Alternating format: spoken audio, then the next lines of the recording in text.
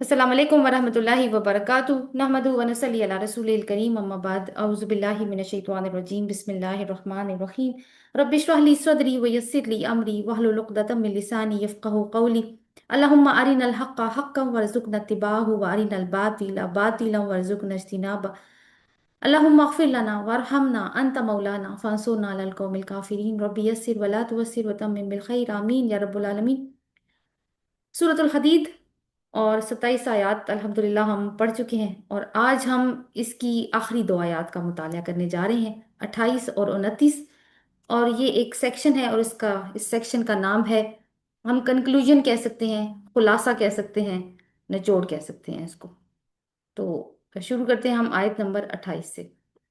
अल्लाह ताला फरमाते हैं औज़ु बिल्लाहि मिनश शैतानिर रजीम या अय्युहल्लज़ीना आमनु तक़ुल्लाह व आमिनू बिरसूलिही युतिकुम किफ़लैनि मिर रहमती। ए लोगो जो ईमान लाए हो, अल्लाह का तकवा इख्तियार करो और ईमान लाओ उसके रसूल के ऊपर, वो तुम्हें अपनी रहमत में से दो हिस्से देगा। वयजअल लकुम नूरन, और तुम्हें नूर बख्श देगा। तमशूना बिही, तुम उसके साथ चलोगे। वयगफिर लकुम, और वो तुम्हें बख्श देगा। वल्लाहु गफूरुर रहीम, और अल्लाह ताला बहुत बख्शिश फरमाने वाला है, बहुत ज्यादा रहम फरमाने वाला है। दोबारा से तर्जमा देखिए और इसमें हमने कुछ पॉइंट्स हैं जो नोट करने हैं कि ए वो लोगो जो ईमान लाए हो, अल्लाह का तकवा इख्तियार करो और उसके रसूल पर ईमान लाओ। अल्लाह तुम्हें अपनी रहमत का दोहरा हिस्सा अता फरमाएगा, तुम्हें वो नूर बख्शेगा जिसकी रोशनी में तुम चलोगे। वो तुम्हारे कसूर माफ कर देगा, अल्लाह बड़ा माफ करने वाला और मेहरबान है। तीन पॉइंट्स हैं इस आयत के अंदर। पहली चीज कि अल्लाह ने किससे खिताब किया है। दूसरा पॉइंट होगा कि तकाजा क्या है खिताब करने के बाद। और तीसरी चीज है कि अल्लाह ताला ने कुछ वादे किए हैं और वो चार वादे हैं। तो एक एक करके इन सारे पॉइंट्स को हम एक्सप्लोर करते हैं। पहली चीज कि अल्लाह ताला ने कहा या अय्युहल्लज़ीना आमनू, ए वो लोगो जो ईमान लाए हो। किससे खिताब कर रहे हैं अल्लाह ताला, इसमें दो आरा हैं। पहली चीज कि ईमान वालों को कहा गया है, तो क्योंकि ईमान वाले कहा गया है तो मुसलमानों से खिताब है। और पहले से ईमान लाने वालों को ये कहना कि ईमान लाओ, इसका क्या मतलब है कि ईमान को ताज़ा करो। तुम्हारे ईमान का वो मयार नहीं है जो होना चाहिए था। बाज़ औक़ात दुनिया की मोहब्बतें, प्रेशर्स, मुश्किलात, एंटरटेनमेंट ईमान के नूर को धुंधला कर देते हैं। तो अपने ईमान को ताज़ा करो। और दूसरा इससे मुराद हो सकती है कि ये खिताब नसारा से है, यानी क्रिश्चियन से, जो पीछे जिनकी बात चल रही थी रहबानियत को लेके, हमने काफ़ी डिस्कशन की, क्योंकि उसके बाद ये आयत आ रही है।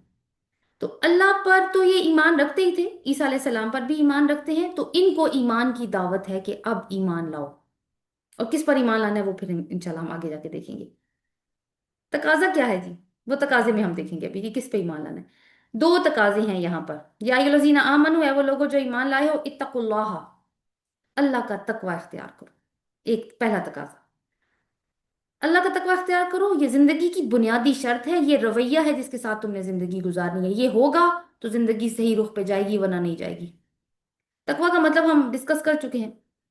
हमारे जो रमज़ान का इंट्रोडक्टरी प्रोग्राम था, बाब रयान की तरफ बुलावा, उसमें भी हमने तकवा को डिस्कस किया था, क्योंकि रोजे का तो मकसद ही तकवा है। तो तकवा सिर्फ गुनाहों से बचना ही नहीं है, वो तो है ही, लेकिन सिर्फ गुनाहों से बचना नहीं है, बल्कि सियाको सबाक में इसका मफहूम क्या होगा कि अपने आप को अल्लाह की गिरफ्त के एहसास में रखो। दिल को जगाओ, गफलत से सोया ना रह जाए। फैसला करते वक्त अल्लाह की नाराजगी को याद रखो। अपने नफ्स पर पैरा बिठाओ। जिंदगी में कॉशियस एटीट्यूड अपनाओ, केयरफुल एटीट्यूड अपनाओ। रहबानियत नहीं, केयरफुल एटीट्यूड। और दूसरा तकाजा क्या है, वह आमिनू बिरसूल ही, ईमान लाओ। किस पर? रसूल पर। रसूल नहीं कहा, रसूल कहा है, सिंगुलर, वाहिद। कौन है, कौन, किस रसूल पे ईमान लाना है? नसारा से खिताब हो, जैसे मैंने ऊपर बात की कि खिताब जो है वो मुसलमानों से भी है और नसारा से भी, दोनों रहे हैं। हम दोनों को साथ लेके ही पैरेलल चलेंगे। तो किस पर ईमान लाना है? अगर तो नसारा से खिताब है तो अब जिस रसूल पर ईमान लाना है वो मोहम्मद हैं सल्लल्लाहु अलैहि वसल्लम।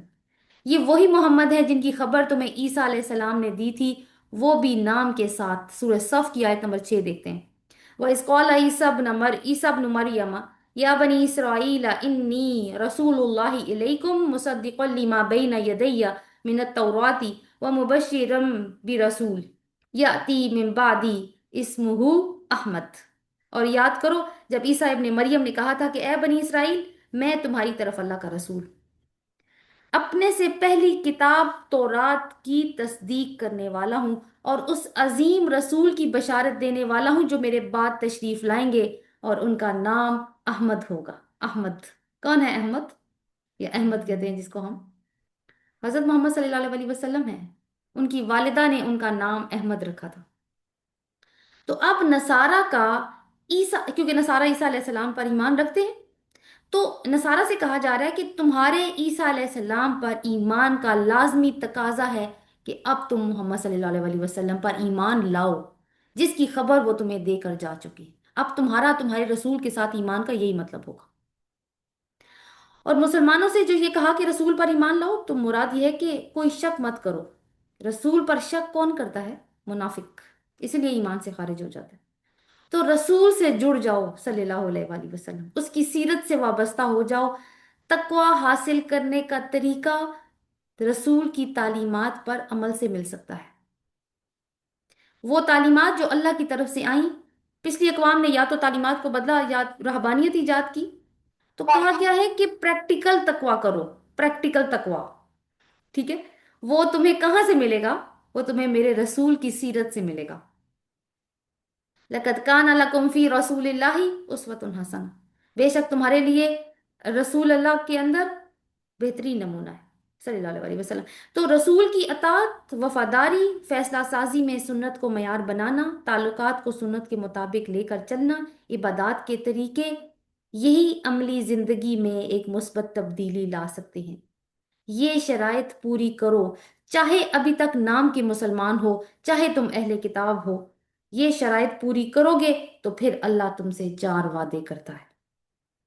اور وہ وعدہ کون سا؟ پہلا وعدہ دیکھیے، یؤتکم کفلین من رحمتہ، وہ تمہیں دے گا اپنی رحمت میں سے دوہرا حصہ، ڈبل شیئر۔ کفل، کفلین، کفل، کفل کا مطلب ہوتا ہے جائز حصہ، ایسا حصہ جس کے ملنے پر انسان راضی ہو جائے اور وہ اس کے لیے کافی ہو۔ تو ڈبل شیئر ملے گا کیسے؟ اگر تو مسلمانوں کی بات کریں تو یہ ڈبل شیئر کیسے ہوگا؟ ایک تقوی کی وجہ سے، ابھی ہم نے ذکر پڑھا، اور دوسرا رسول پر سچے ایمان کی وجہ سے۔ اور یہ ڈبل شیئر رحمت کا ہے، دوہری رحمت۔ تقوی کی وجہ سے انسان اپنی خواہشات، ماحول اور زندگی کی جو پرکشش مرغوبات ہیں، یعنی جو ڈسٹریکشنز ہیں، اس کے باوجود خود کو اللہ کے حکم کے تابع رکھتا ہے۔ بالکل ایسے ہی جیسے ہم نے آیت نمبر 14 میں پڑھا تھا نا، کہ جہاں انسان خود کو فتنے میں ڈالتا ہے، پھر اس سے نکل نہیں پاتا، پھر اس کو غلط امیدیں گھیر لیتی ہیں، اور آخر میں وہ شیطان کے دھوکے کا شکار ہو کر زندگی کا نور گم کر بیٹھتا ہے۔ تو وہاں پہ کیا ہے کہ زندگی کے راستے میں کون سی چیز ٹریک پہ رکھے گی؟ تقوی۔ پھر اور کہاں تقوی مدد کرے گا؟ پچھلی آیات ہی یاد کرواؤں گی اب آپ کو۔ لائب، لہو، زینت، تفاخر، تکاثر، کیا تھا؟ کھیل، مشغولیت، خوبصورتی، آپس میں فخر جتانا، مال اور اموال میں ایک دوسرے سے مقابلے کرنا۔ اور پھر چونکہ سورہ حدید میں انفاق فی سبیل اللہ پر زور ہے، تو تقوی کا پہرے دار ہی ہمارے رزق کے خرچ کو اعتدال میں اور میزان میں لائے گا، تکبر، دکھاوے اور بخل سے بچائے گا۔ غرض اس صورت میں ذکر کیے ہوئے خطرات جو کہ انسان کو نور سے نکال کر ظلمات کی طرف لے کر آتے ہیں، ان سے نمٹنے کی جو فورس ہے وہ صرف تقوی ہے۔ ٹھیک، ان سے نمٹنے کی جو فورس ہے، جو طاقت ہے، وہ کون سی ہے؟ تقوی۔ اور جو یہ اپنے ہاتھ میں کر لے، گویا اللہ کی رحمتوں میں سے ایک حصہ پا گیا۔ اب انہی خطرات کا جن کا ذکر اوپر گزرا، ان سے بچنے کا حل کہاں سے ملے گا؟ چونکہ تقوی تو ایک موٹیویشن ہے نا، ایک انرجی ہے، ایک طاقت ہے۔ تو حل کیا ہے پھر اس کے بعد؟ وہ ہے اتباع رسول صلی اللہ علیہ وسلم۔ اس لیے کہا کہ رسول پر ایمان لاؤ۔ رسول کی پیروی انسان کو حقیقت کے دائرے میں رکھتی ہے، فتنوں کا شکار ہونے سے بچاتی ہے، کھیل تماشوں سے ہٹاتی ہے، اور زندگی کو مقصد دیتی ہے، اور انسان شیطانی چالوں سے بھی بچتا ہے۔ تو گویا رسول کی اتباع اللہ کی رحمت کو دعوت دیتی ہے، اور اس کا ثبوت بھی قرآن میں موجود ہے۔ سورۃ آل عمران کی آیت نمبر 31، اللہ تعالیٰ فرماتے ہیں، بہت ہی خوبصورت آیت ہے، کل ان کنتم تحبون اللہ فاتبعونی یحببکم اللہ ویغفر لکم ذنوبکم واللہ غفور رحیم۔ کہہ دیجیے اگر تم اللہ سے محبت کرتے ہو تو میری اتباع کرو، اللہ تم سے محبت کرے گا اور تمہاری خطائیں معاف کر دے گا، اللہ بہت بخشنے والا اور رحم کرنے والا ہے۔ یعنی اگر اللہ کی محبت چاہیے، کس کو نہیں چاہیے اللہ کی محبت؟ تو فارمولا کیا بتایا ہے؟ رسول کی اتباع کرو، یہ شرط ہے۔ اللہ کی محبت مل گئی تو رحمتیں ہی رحمتیں۔ تو تقوی خطرات کو اندر سے روکتا ہے، اور رسول پر ایمان خطرات سے نکلنے کا راستہ دیتا ہے۔ تو یہ دو حصے ہو گئے رحمتوں کے۔ اور اگر دیکھیں ہم پیچھے بھی تو دو نوروں کا ذکر تھا پولیس رات پر، دائیں طرف سے بھی اور بائیں طرف اور سامنے سے بھی، یہ بھی مراد ہو سکتی ہے۔ پھر دنیا کی حسنات مراد ہو سکتی ہیں اور ساتھ آخرت کی حسنات بھی مراد ہو سکتی ہیں، ایسی جیسے ہم دعا مانگتے ہیں ربنا آتنا فی الدنیا حسنۃ وفی الآخرۃ وحسنۃ وقنا عذاب النار، کہ ہمیں دنیا کی بھی حسنات عطا فرما اور آخرت کی بھی حسنات عطا فرما۔ اور اہل کتاب کو، اب ان کی بات کریں، یہ تو مسلمانوں کی بات کی کہ دوہری رحمت کو لے کر، اور اہل کتاب کی اگر بات کریں کہ اگر وہ تقوی کریں اور حضرت محمد صلی اللہ علیہ وسلم پر ایمان لائیں، تو دو حصے کون سے ملیں گے رحمت میں سے؟ رسول اللہ صلی اللہ علیہ وسلم کی ایک حدیث ہے اور بخاری اور مسلم دونوں میں موجود ہے۔ حضرت ابو موسیٰ اشعری رضی اللہ عنہ اس کے راوی ہیں کہ رسول اللہ صلی اللہ علیہ وسلم نے فرمایا، تین آدمی ہیں جن کے لیے دوہرا اجر ہے۔ ان میں سے ایک وہ اہل کتاب ہیں جو اپنے رسول پر ایمان لائے، یعنی ایک وہ اہل کتاب ہے، سنگولر میں بات ہوئی ہے، جو اپنے نبی پر ایمان لائے اور پھر مجھ پر بھی ایمان لائے، یعنی پہلے حضرت عیسیٰ علیہ السلام پر ایمان لائے اور پھر کیا ہے کہ رسول اللہ صلی اللہ علیہ وسلم پر بھی ایمان لائے۔ اور ابن کثیر کے مطابق عیسائیوں، یہودیوں اور مسلمانوں کے لیے یہ آیت خاص طور پر ایمان بالرسول کی فضیلت بیان کرتی ہے۔ جو ایمان اور تقوی دونوں کو جمع کرے اسے رحمت کا دوہرا حصہ ملے گا۔ ایمان بالرسول اور تقوی دونوں کو جمع کرے، ٹھیک؟ تو میں اور آپ اب مزید روشنی میں آ چکے ہیں، مزید ہمیں بات کلیئر ہو چکی ہے کہ اللہ کی رحمت کا ڈبل شیئر چاہیے تو تقوی اور ایمان بالرسول۔ دوسرا وعدہ، وَيَجْعَلْ لَكُمْ نُورًا تَمْشُونَ بِهِ، اور وہ تمہارے لیے نور عطا کر دے گا جس کے ذریعے سے تم چلو گے۔ آپ کو یاد ہوگا سورت کا تیسرا سیکشن بھی نور تھا نا؟ یہ وہ روشنی ہے جس کی مدد سے یوم آخرت مومن چلیں گے، اور دوسرا معنی وہ روشنی جو اس دنیا میں چلنے کے لیے چاہیے۔ جیسا کہ ہم پڑھ چکے ہیں نا کہ یہ سب سے بڑا تحفہ ہے۔ تو دنیا میں نور کیا ہوگا؟ بصیرت، کنفیوژن یا شکوک و شبہات میں رہنمائی، غلط راستے میں الارم کا بج جانا، اور تقوی اختیار کریں گے تو الارم بج بھی جاتا ہے۔ جذبات پر کنٹرول، خطرات میں سیدھا راستہ جو محفوظ ہو اس کو اختیار کرنا، دین میں اعتدال پسندی، نفسانی اور شیطانی حملوں کو پہچاننے کی صلاحیت، زندگی کے پیچیدہ فیصلوں میں رہنمائی کدھر سے ملے گی؟ آیات بینات کیا کرتی ہیں؟ لیخرجکم من الظلمات الی النور، تمہیں اندھیروں سے نکال کر روشنی کی طرف لے آتی ہیں۔ کون سے اندھیرے؟ یہ جو میں نے پیچھے ذکر کیا کہ شکوک و شبہات کے اندھیرے، غلط راستوں کے اندھیرے، خطرات کے اندھیرے، لہو لعب زینہ تفاخر کے اندھیرے۔ اللہ کہتا ہے آگے جو لفظ آیا وہ تمشونا بھی، تمشونا تم یعنی چلو گے اس کے ساتھ، تمشونا مشئی سے ہے، مویشی بھی اسی سے ہی ہوتا ہے۔ مویشی تو پتہ ہے نا ہمیں، سلو سلو واک کر رہے ہوتے ہیں، آہستہ آہستہ چل رہے ہوتے ہیں، جیسے گائے بھینسی ہوتی ہیں۔ تو آیت نمبر 12 میں ایک بات ہوئی تھی، یسعون نورہم من بین ایدیہم وبایمانہم، ان کا نور دوڑ رہا ہوگا ان کے دائیں ہاتھ اور ان کے سینوں سے نکل کے، اور دائیں ہاتھ، یہی پڑھا تھا ہم نے آیت نمبر 12 میں۔ وہاں تو سب دوڑے ہوں گے، وہاں تو ایمرجنسی کی سچویشن ہوگی، لیکن دنیا میں سلو واک ہے، آہستہ چلنا۔ کیوں؟ دنیا میں سب کی چال کی رفتار الگ الگ ہوتی ہے، پھر ہدایت اور میزان کو ساتھ لے کر چلنا ہے تو مزید کیئرفل ہونا ہوگا، تو چال آہستہ ہو سکتی ہے۔ تو یہ اگر آپ نے نوٹ کیا ہو تو نور کا ایک سفر ہے، دنیا سے آخرت تک ایک تسلسل ہے بغیر کسی بریک کے۔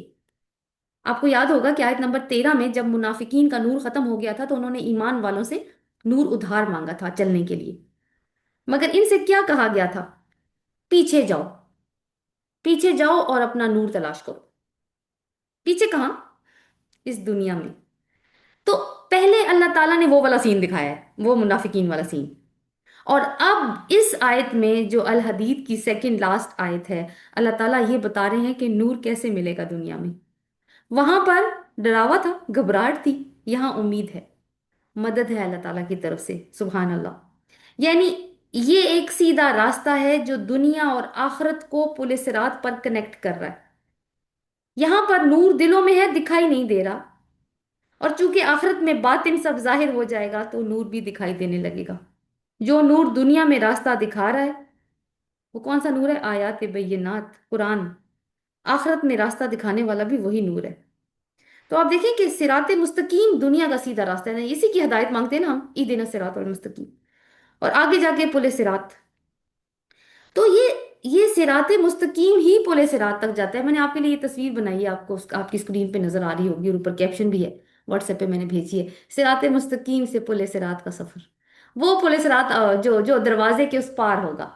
वो जो दरवाजा नजर आ रहा है ना, ये एक इमेजिनरी पिक्चर है, ज़रा रियल का तो हम अंदाजा नहीं कर सकते। लेकिन आप देखें कि सिराते मुस्तकीम तो दुनिया के ऊपर रखा हुआ है ना, नीचे दुनिया नजर आ रही है, और उसके बाद की दुनिया हमें नजर नहीं आ रही। वो तो गैब की दुनिया है। तो वो ये इसी सीधे रास्ते पे चलते जाएंगे। सिराते मुस्तकीम पे चलने का मतलब है कि उन्हीं आयात बय्यनात के साथ चलना जो अल्लाह ताला ने हमें नाजिल की हैं। तो आगे वो नूर का हिस्सा भी मिल जाएगा, बस थोड़ा सा दरवाजा ही पार करना है। तो यानी आखिरत में रास्ता दिखाने वाला भी यही वाला नूर है, ये बात हो रही थी हमारी। और ये अहले किताब को भी अता हो सकता है, ये किसी को भी अता हो सकता है। शराइत क्या है? ईमान बिल रसूल और तकवा। लेकिन लेकिन उम्मत मोहम्मदी को इस नूर में बाकी इंसानों को भी शामिल करना है। बनी इसराइल के उलमा की तरह ये नूर हदायत छुपा कर नहीं रखना। क्योंकि एक मोमिन को बिल्कुल भी डर नहीं होता कि बांटने से चीज खत्म हो जाएगी, क्योंकि उसका भरोसा अल्लाह पे होता है, जो मोमिनों को जुल्मात से निकाल कर नूर की तरफ जाता है, ले जाता है। फिर अगला तीसरा वादा है, यगफिर लकुम, वो तुम्हें बख्श देगा। तरतीब देखें, देखते जाएं। पहले क्या कहता है? तुम्हें रहमत अता करेगा। रहमत की पहले बात की है कि दिल नरम हो जाए, माइल हो जाए। फिर चलने का रास्ता दिखा दिया, और उसके लिए नूर अता किया। यही था ना दूसरा वादा। और अब वादा करता है कि फिर अगर इस रास्ते में कोई लग्जिश हो जाए तो मैं माफ कर दूंगा। यानी ईमान के तकाजे पूरे करने की मुखलिसाना कोशिश के बावजूद इंसानी कमजोरियों की बिना पर जो कसूर तुमसे सरजद हो जाएं, वो उनसे दरगुजर फरमाएगा। और वो कसूर भी माफ कर देगा जो ईमान लाने से पहले जाहिलियत की हालत में हो गए थे। तो ये मुसलमानों के लिए एक एक कोड ऑफ सेफ्टी है कि अल्लाह फरमाता है कि तुम मेरे रास्ते में थको, मैं रहमत दूंगा। अगर भटको, मैं रोशनी दूंगा। और अगर कहीं गिर जाओ तो मैं बख्श दूंगा। हैरत अंगेज तरतीब है ना? क्या मुंह से निकलता है, सुभान अल्लाह। तो इस तरतीब की मिसाल मैं आपके सामने रखती हूँ। एक तालिब इल्म को एडमिशन मिल गया किसी यूनिवर्सिटी में, और साथ ही स्कॉलरशिप मिल गया। दो रहमतें मिल गई ना। फिर इसके हाथ में एक सिलेबस दे दिया गया कि ये किताबें हैं जो पढ़नी है, यूनिवर्सिटी की बात है ना। यानी नूरे हदायत मिल गया। और साथ वादा भी कर दिया गया कि इस सिलेबस पर काम करते हुए कोई गलती हो जाए ना तो उसको माफ कर दिया जाएगा। ये मोहब्बत की इंतहा है जो सिर्फ रब कर सकता है, कोई कॉलेज और यूनिवर्सिटी ऐसा नहीं करती। यानी एक मुकम्मल तरबियती प्रोग्राम है जो अल्लाह ताला दे रहे हैं। अब हम देखते हैं कि सूरत हदीद के अंदर वो मकामात जहां इंसान फिसल सकता है और उसको मगफिरत की जरूरत होगी, वो कौन से हैं, ताकि एक चेकलिस्ट बना लें अपने लिए। तो पहली चीज है कि अल्लाह की मारिफत में गफलत बरतना, यानी उसकी तस्बीह को तोड़ना। अगर तस्बीह टूटती है तो फिर क्या है, मगफिरत की जरूरत होगी। दूसरा है ईमान की कमजोरी, अल्लाह के अहकामात पे मुकम्मल अमल ना करना। कुछ अहकामात को मानना, कुछ को छोड़ देना। जो कहते हैं ना हम, मीठा मीठा हप हप, कड़वा कड़वा थू थू, नहीं ये नहीं। फिर इस्तिगफार की जरूरत है। फिर यह है कि इन्फाक फी सबीलिल्लाह का हुक्म है और उसके मुकाबले में बुखल करना। अल्लाह का जिक्र आए, कुरान की तिलावत हो तो दिल ना झुके, ईगो कायम रहे, अना कायम रहे। ये कल दिल की गफलत है, और इससे निकलने के लिए मगफिरत की जरूरत होगी। फिर दुनिया के धोखे में पड़ जाना, जैसे खेल तमाशा, जीनत, तफाखुर, तकासुर। ये पांच जवाल हैं। अगर हम इनमें गिर चुके हैं और निकलना है तो मगफिरत की जरूरत होगी। अपने ऊपर फख्र करना, मुख्ताल और फखूर, इसको हमने क्या कहा था, साइलेंट और लाउड एरोगेंस, यानी तकब्बुर। और इसकी अलामत भी हमने पढ़ी थी। और फिर क्या है, बुखल करना। फिर एक और भी कि बैयनात तो हमारी जिंदगी में है लेकिन असर नहीं हो रहा, तो फिर भी इस्तिगफार करना। और जिंदगी से अगर मीज़ान आउट हो चुका है तो फिर भी एक अहम बात और नोट करनी है हमने। देखिए, अल्लाह की तरफ से तो ये ओपन ऑफर है, हर एक को ऑफर कर दिया उसने, ड्यूटी भी बता दी है, रिवॉर्ड भी बता दी है, काम क्या करना है, जजा क्या मिलेगी। तो क्या सभी इस ऑफर को कबूल कर लेंगे? क्योंकि ये ओपन ऑफर सिर्फ उम्मत मोहम्मदी को तो नहीं दी गई, ये तो अहलो किताब को भी दी गई है, और इनसे पहले की गुजरी हुई अकवाम को भी दी गई थी। मगर क्या सब ने एक्सेप्ट किया इस ऑफर को? नहीं। ورنہ تو पुलिस रात पर गिरने की नौबत ही क्यों आती। आज जब हम ये सूरत पढ़ रहे हैं, आज एक्सेप्टिंग पार्टी कौन है? ऑफर तो हमारे अल्लाह की है ना हमारे सामने। आज किसने इस ऑफर को कबूल करना है? वो है मैं और आप। और सोचें अगर कि अगर हम इस ऑफर को कबूल कर लें, अगर हमने की तो ये बिल्कुल ऐसे ही है जैसे कोई जॉब ऑफर एक्सेप्ट कर देना। जब कोई जॉब ऑफर हमारे सामने आती है तो हम उसको कब एक्सेप्ट करते हैं? हम क्या क्या चीजें हैं जो देखते हैं और उसको देखने के बाद हम वो ऑफर एक्सेप्ट करते हैं? एक तरफ हम इस चीज को रखेंगे और दूसरी तरफ अल्लाह के इस ऑफर को रखेंगे जो उसने सूरत हदीद में दी है। तो इन दोनों के दरमियान में ना एक छोटा सा कंपैरिजन करके देखते हैं। तो एक साइड पे अगर आप नोट कर रहे हैं तो आप राइट साइड पे लिख लें कि जॉब ऑफर कबूल करने की वजूहात यानी साइकोलॉजिकल फैक्टर्स कौन से होंगे, और दूसरी तरफ लिख लें कि सूरत हदीद में अल्लाह की ऑफर कबूल करने की वजूहात क्या है। तो कोई भी जॉब हो तो सबसे पहली चीज होती है एतमाद, कि कंपनी की रेपुटेशन अच्छी हो, उसका नाम अच्छा हो। और सूरत हदीद में ये रेपुटेशन हमें कहाँ नजर आती है? अल्लाह की जात का तारुफ जो इस अंदाज से करवाती है, ये सूरत के खुद ब खुद ट्रस्ट बन जाता है। बिल्कुल वही जो तस्बीह का कॉन्सेप्ट था जो हमने आयत नंबर 1 से लेकर 6 तक पढ़ा था। फिर फिर दूसरी नंबर पे हम क्या करते हैं? ऑफर की ना वैल्यू परसेप्शन करते हैं। इसका मतलब है जब बंदे को ये लगे कि ये ऑफर कबूल करके मुझे बहुत कुछ मिल सकता है, ये तो एक लाइफ टाइम अपॉर्चुनिटी है, तो वो उसको फौरन एक्सेप्ट कर लेता है। और दूसरी तरफ सूरत हदीद की ऑफर को कबूल करते हुए जब हमें तस्बीह का सही शऊर हासिल हो जाता है तो इस ऑफर की कदर मजीद बढ़ जाती है कि ये ऑफर देने वाली जात की क्या शान है। और अगर मैंने इस ऑफर को एक्सेप्ट किया तो मेरी जिंदगी संवर जाएगी, क्योंकि ये ऑफर आसमान और जमीन के बादशाह की तरफ से है। जो कुछ जमीन में जानता है उसे भी वो जानता है, जो कुछ उससे निकलता है उसे भी जानता है, जो आसमान से उतरता है उसको भी जानता है, और जो उसमें दाखिल होता है उसको भी जानता है। हर चीज पे कंट्रोल उसका। ये ऑफर उसकी तरफ से है। फिर ये है कि जब भी हम दुनिया में कोई जॉब एक्सेप्ट करते हैं हमें एक चीज होती है कि खसारे का खौफ होता है। यानी हम इंसान के अंदर ये खौफ है कि हमेशा हम कुछ खो जाने से डर जाते हैं। अगर ये चीज कम हो जाए ना तो इंसान जॉब कबूल कर लेता है। और अल्लाह की ऑफर में क्या खसारे का कोई खौफ है? आप देखिए, खसारा हम आम तौर पर किसको कहते हैं? माल में कमी को। लेकिन जो माल हम अल्लाह की राह में खर्च करें वो तो अल्लाह अपने जिम्मे कर्ज ले रहा है और उसमें इजाफे का वादा भी कर रहा है और अजर भी दे रहा है, और नूर इसके अलावा बोनस है। फिर जॉब ऑफर करते हुए हम ये सोचते हैं कि क्या हमारी नीड फुलफिलमेंट होगी। यानी इंसान वो ऑफर कबूल करता है जॉब की दुनिया में जो इसकी जरूरियात को पूरा करे, उसकी जिस्मानी जरूरियात को पूरा करे, उसकी नफ्सियाती जरूरियात को पूरा करे। और जो रब है अल अजीज और हकीम, जो खालिक भी है, जो इंसान के जाहिर और बातिन को जानता है, उससे बढ़कर कोई इंसान की जरूरियात को समझ सकता है या पूरा कर सकता है? अब जमीन और आसमान में बारिश का निजाम अल्लाह ताला ने रखा है जिस्मानी जरूरियात, इंसान की जिस्मानी जरूरियात को पूरा करने के लिए। और रूहानी जरूरियात को पूरा करने का क्या इंतजाम उसने रखा है? वही। इसके अलावा हदायत, मगफरत और नूर अलग से। फिर ये है कि दुनिया में जब हम कोई ऑफर कबूल करते हैं तो हम ये देखते हैं कि ये हमें ऑफर किसके जरिए आ रही है। अगर कोई कॉल आ रही है तो क्या कोई फेक पर्सन तो नहीं बैठा हुआ जिसने मुझे कॉल की है। तो एतमाद होना जरूरी है कि मुझे कौन ऑफर कर रहा है। सूरत हदीद में कौन ऑफर कर रहा है? रसूल सल्लल्लाहु अलैहि वसल्लम। यही वो जरिया है ना। लेकिन शर्त तो ईमान बिल रसूल है, जो कि फिर हमारा इंटरनल फैक्टर है। तो ये है कि जब हम किसी जॉब में, किसी कंपनी के लिए, किसी भी इदारे में जाते हैं तो हम एक बात सोचते हैं या एक बात के बारे में जानना चाहते हैं कि उसकी कंपनी के मुलाजमीन का, जो पहले से यहाँ पे काम कर रहे हैं, उनका कैसा तजुर्बा है इस कंपनी को लेके। अगर वो अच्छा हो तो भी हम उस ऑफर को कबूल कर लेते हैं। यहाँ पे हमें सूरत हदीद में इसकी क्या मिसाल मिलेगी? अल्लाह ताला ने कहा सिद्दीकीन और शुहदा की मिसाल दी है, और उनके अल्लाह ताला ने उनके अजर का भी जिक्र किया है और नूर का भी जिक्र किया है। फिर ये है कि जो भी कोई जॉब ऑफर होती है वो हमेशा के लिए नहीं रहती। ये नहीं होता कि तो आपको जॉब ऑफर आई है तो आप पूरी जिंदगी वो इंतजार करेंगे, नहीं, लिमिटेड टाइम ऑफर होती है। और ये भी एक नफ्सियाती फैक्टर होता है कि इंसान पूरी जिंदगी फैसला ही ना करने में लगा दे।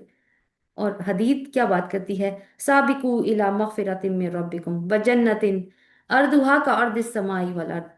दौड़ो, दौड़ो, रेस लगाओ अल्लाह की मगफिरत और उसकी जन्नत की तरफ। दुनिया की जिंदगी मुख्तसर है, आज ही फैसला करना है। क्यों? क्योंकि हम हुतामा वाली स्टेज की तरफ, चूर चूर होने वाली स्टेज की तरफ बढ़ते चले जा रहे हैं। एक चीज तो आपने फिर भी नोट यहाँ पे की होगी कि लुबे लुबाब सारी डिस्कशन का ईमान बिल्लाह और ईमान बिल रसूल ही बन जाता है। फिर चौथा वादा है अल्लाह ताला की, वल्लाहु गफूर रहीम, कि अल्लाह ताला बहुत बख्शने वाला है, बहुत ज्यादा रहम करने वाला है। ये असल में ऐलान है। सूरत के स्टार्ट में भी ये गफूर रहीम क्या है वैसे? अल्लाह की सिफात है। और सूरत के शुरू में भी अल्लाह ताला की बहुत सारी सिफात हमने पढ़ी थी पहली 6 आयत में। थोड़ा सा ताज़ा करते हैं क्या? मलिक, बादशाह, अजीज, अल हकीम, खालिक, अला कुल्ली शैइन कदीर, बिकुल्ली शैइन अलीम, बसीर बिमा ज़ात सुदूर, जो तुम्हारे सीनों में है उसको जानता है, खबीर, खूब खबर रखने वाला है, अव्वल आखिर ज़ाहिर बातिन। तो ये सारी सिफात अल्लाह की शान इस तरह बयान करती हैं कि एक रोब दिल पर तारी हो जाता है अल्लाह ताला का इसको जानकर। लेकिन आखिर में जहां वो एक तरबियती प्रोग्राम दे रहा है, एक ट्रेनिंग प्रोग्राम दे रहा है हमें, तो अपनी सिफात क्या लेकर आया यहाँ पे? गफूर और रहीम। गफूर का क्या मतलब है? ढांप ढांप लेने वाला, हमारी खताओं को, हमारे गुनाहों को, गलतियों को कवर कर देने वाला। और रहीम क्या है? मुसलसल रहम करने वाला, ना थमने वाली रहमत। तो ये सिफात अल्लाह का बंदे की तरफ झुकाव जाहिर करती हैं, उसकी रहमत की का क्लाइमेक्स दिखाती हैं। सूरत का आगाज रोब से और इख्तिताम मोहब्बत से। और ये कोई तजाद नहीं है, बल्कि एक तदरीज है, एक ग्रेजुअल डेवलपमेंट है, एक ट्रेनिंग के सफर की। कि तुम जिस एकेडमी में ट्रेनिंग करने के लिए आए हो ना, उसका ट्रेनर किस शान, दबदबे, हशमत, इज्जत अजमत व हशमत, कमाल का इल्म रखने वाला, सब कुछ करने पर कादिर है, ताकि तुम अंदर से झुक जाओ, तुम्हारी जो ईगो है ना वो टूटे, तुम अपने आप को छोटा और अल्लाह को बड़ा महसूस करो।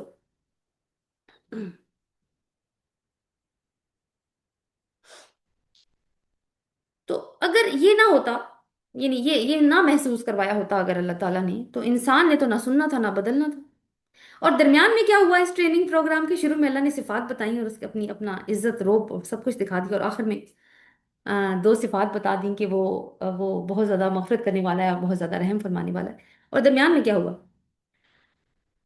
दरमियान में दुनिया की मोहब्बत आई, ख्वाहिशात की पैरवी आई, तो इन्फाक, दुनिया की हकीकत, इन्फाक फी सबीलिल्लाह पे जोर, दुनिया की हकीकत बता दी, मुनाफिकत की पहचान करवा दी, कुर्बानी का रास्ता दिखाया, रसूल की पैरवी जैसे चैप्टर्स अल्लाह ने सिखा दिए दरमियान में।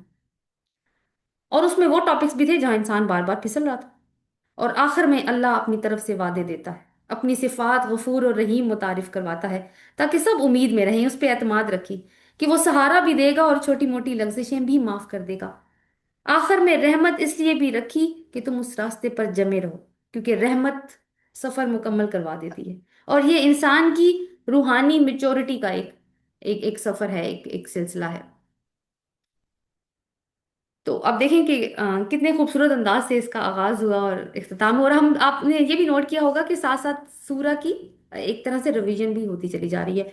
लास्ट आया है, देखते हैं आयत नंबर 29। ली अल्लाह यालमा अहलुल किताबी, स्लाइड चेंज कर लेते हैं। ली अल्लाह यालमा अहलुल किताबी अल्लाह यक़दिरूना अला शैइम मिन फ़ज़लिल्लाह व अन्नल फ़ज़ला बियदिल्लाह युतीहि मन यशा वल्लाहु ज़ू फ़ज़लिल अज़ीम। कितनी दफा अल्लाह के फजल का जिक्र आया है यहाँ पे? आप देखिए, नोट कीजिए, 3 दफा आया ना। ताकि ना समझें अहले किताब के अल्लाह के फजल में से वो किसी चीज पर इख्तियार रखते हैं, और ये कि फजल तो पूरे का पूरा अल्लाह ही के इख्तियार में है, वो बख्श देता है जिसे वो चाहता है, और अल्लाह बड़े फजल वाला है। ठीक है, ताकि अहले किताब ये ना समझें कि यूं भी हो सकता है कि मुसलमानों का अल्लाह के फजल पे कोई हिस्सा नहीं है। और ये तो अल्लाह ताला ने कहा कि फजल तो अल्लाह ही के हाथ में है, उनको ये समझना चाहिए जिसको चाहता है देता है, और वो तो है ही बहुत बड़े फजल वाला। यहाँ फिर से अहले किताब का ही तज़किरा है। तो कहा ये जा रहा है कि अल्लाह के फजल का रास्ता खुला है। वैसे तो अहले किताब से मुराद यहूद और नसारा दोनों ही हो सकते हैं, क्योंकि नसारा का जिक्र पीछे गुजर चुका है, तो यहाँ पे ऐसे महसूस होता है कि ज्यादातर इशारा जो है वो यहूदियों की तरफ है, क्योंकि उन्हीं को ये खप था कि सिर्फ वही अल्लाह के फजल और इनाम के वारिस हो सकते हैं। और क्योंकि हम वो कहते थे ना, हम तो चुने हुए लोग हैं और हमें तो दोजख की आग छुए नहीं की नहीं मगर गिनती के चांद दिन, तो हम तो चहीते हैं अल्लाह के, तो ये खप तो उनके अंदर मौजूद था। तो उनका ये गुमान भी था कि उनकी जमात के बाहर ना किसी को नबूवत मिल सकती है, और ना अल्लाह ताला का कोई फजल किसी को और को हासिल हो सकता है। इसी वजह से उन्होंने रसूल सल्लल्लाहु अलैहि वसल्लम की रसालत को भी कबूल नहीं किया और वो हसद में मुब्तला हुए।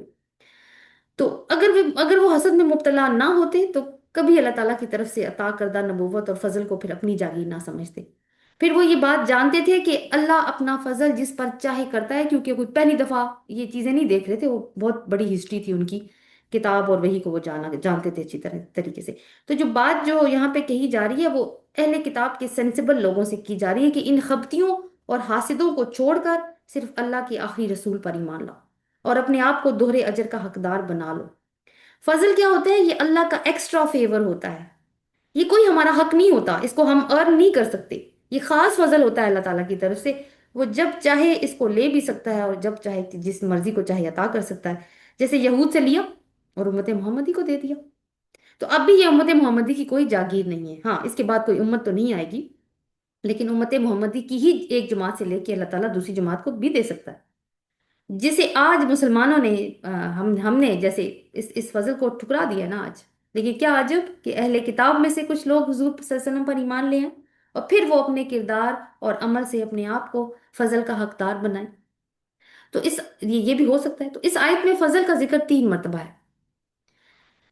دیکھیں، ایمان کا ملنا، ہدایت، مغفرت، رحمت، نور، یہ سب اللہ کا فضل ہے جس کو بھی عطا کرے. اور کامیابی کا انحصار پھر بھی عمل پر نہیں ہے، اللہ کے فضل پر. اہل کتاب کا ذکر مسلمانوں کے لیے سبق کے طور پر ہے کہ انہوں نے دین کو اپنی اجارہ داری اور اللہ کے فضل کو اپنا حق سمجھ لیا تھا. تو مسلمانوں کو نصیحت کی گئی ہے کہ اگر تم نے بھی یہی کچھ سمجھا نا کہ ہدایت تمہارا ورثہ ہے، تو تمہارا انجام بھی وہی ہوگا جو اہل کتاب کا ہوا ہے. اللہ تعالیٰ نے اہل کتاب کو فضل سے کیوں محروم کر دیا؟ کیونکہ انہوں نے ایمان، انفاق، جہاد، تقوی، اتباع رسول چھوڑ دی تھی. جیسے آیت نمبر 16 میں اللہ تعالیٰ نے فرمایا تھا کہ اہل کتاب کے دل سخت ہو گئے، تو ان کی کثیر تعداد فاسق ہے. انہوں نے انفاق چھوڑ دیا جو کہ سورت کے مین مضامین میں سے ہے. خود ساختہ اپنی برتری کے طریقے نکالے جیسے رہبانیت، اور پھر اس کا بھی کوئی پاس نہیں رکھا. تو اگر وہ ان چھوڑی ہوئی چیزوں کو پھر سے اپنا لیں گے تو اللہ کا فضل پھر بھی ان کو حاصل ہو سکتا ہے. تو اللہ جو ہے نا وہ اپنا فضل کا دروازہ کسی رنگ، نسل، قومیت اور ایمان کے دعووں پر نہیں کھولتا، اخلاص اور سچائی کے اوپر کھولتا ہے. دنیا میں کسی میں طاقت نہیں ہے کہ وہ ہمارے حصے کا فضل ہم سے روک لے یا اس کو روک لے اور خود حاصل کر لے. اپنا ایمان ہے، اپنا فضل ہے. اور فضل مانگنا ہے تو کس سے مانگنا ہے؟ جو فضل دینے والا ہے. کسی دنیا کی ہستی میں یہ طاقت نہیں ہے کہ وہ کسی کو فضل دے سکے. اللہ سے ہی مانگنا ہے. تو فارمولہ سب کے لیے کیا ہے؟ ایمان اور انفاق. تو فضل الہی اس شخص کو بھی مل جاتا ہے جو گناہوں میں مبتلا ہو. کیسے؟ تقوی اور اتباع رسول کے ذریعے. پھر اللہ کے وعدے تو ہے نا چاروں. تو اختتام کرتے ہیں اس بات پر کہ فرض کریں کہ اگر اللہ ہم سے پوچھے کہ بتاؤ کیا ثبوت ہے کہ تم فضل، نور اور مغفرت کے حقدار ہو؟ یعنی اپنے اعمال، نیت، دل یا رویے میں ایسا کیا ہے جو مجھے اس قابل بناتا ہے کہ میں اللہ کا فضل، نور اور مغفرت حاصل کر سکوں؟ تو میں اور آپ کیا بتا سکتے ہیں؟ آج کیا جواب دے سکتے ہیں اس کا، سوائے اس امید کے کہ ہم گناہ گاروں کو بھی اپنے فضل میں سے کچھ حصہ دے دیں؟ اور یہ اس کے ہاتھ میں ہے، جسے چاہے عطا کرے، جسے چاہے روک لے. لیکن اتنی کوئی رحمت والا ہے نا کہ ہر طریقہ بتاتا ہے کہ کس طرح سے اس کے فضل کو حاصل کرنا ہے. اللہ تعالیٰ ہمیں توفیق بھی دے دے کہ ہم اس کے فضل کو حاصل کر سکیں. اس کا خلاصہ دیکھ لیتے ہیں، سیکشن 6. اور اس کا نام ہی خلاصہ ہے اس کا. اور یہ کیوں ہے، یہ انشاءاللہ ہم کل جو ہماری لاسٹ کلاس ہے اس پہ ڈسکس کریں گے. ایک چیز میں نے آپ کو بتا دی کہ ہم سورت کے ساتھ ساتھ نا پوری ریویژن بھی ہوتی جا رہی ہے. تو 2 آیات ہم نے اس میں پڑھی ہیں، 28 29. پہلا پوائنٹ کیا تھا؟ ایمان اور تقوی کا ذکر تھا. دوسرے پوائنٹ میں رسول یعنی حضرت محمد صلی اللہ علیہ وسلم پر ایمان لاؤ اور دوہرا اجر پا لو. تیسرا حصہ ہم نے پڑھا تھا کہ اللہ نور عطا فرمائے گا سیدھے راستے پر چلنے کے لیے. اور پھر چوتھا کہ اللہ کی طرف سے مغفرت ملے گی. اور پانچواں کہ اللہ کا فضل اہل کتاب کے ہاتھ میں نہیں ہے، وہ کسی کے بھی ہاتھ میں نہیں ہے. تو یہ جو 5 سیکشنز ہیں نا، انشاءاللہ کل ہم ان 5 سیکشنز کو ایک طرف رکھیں گے. خلاصہ اور نچوڑ اسی لیے اس کا نام رکھا گیا ہے کہ یہ پوری سورت کا خلاصہ اور نچوڑ ہے. اور جو پیچھے ہم نے 5 سیکشنز پڑھے ہیں نا، ہم ان کو اس کے کمپیریزن میں انشاءاللہ کل ڈسکس کریں گے. اور کل پھر ہم سورت کا ریکیپ کریں گے اور پھر اللہ تعالیٰ سے چھوٹی سی دعا بھی مانگیں گے انشاءاللہ. تو کل ہماری لاسٹ کلاس ہوگی. اللہ تعالیٰ جو کچھ ہم نے سیکھا ہے اللہ تعالیٰ ہمیں اس کے اوپر عمل کرنے کی توفیق عطا فرمائے. آمین. انشاءاللہ کل ملاقات ہوگی آپ سے 3 بجے ہی. سبحانک اللہ و بحمدک نشہد لا الہ الا انت نستغفرک و نتوب الیک. آمین. السلام علیکم ورحمۃ اللہ وبرکاتہ. وعلیکم السلام.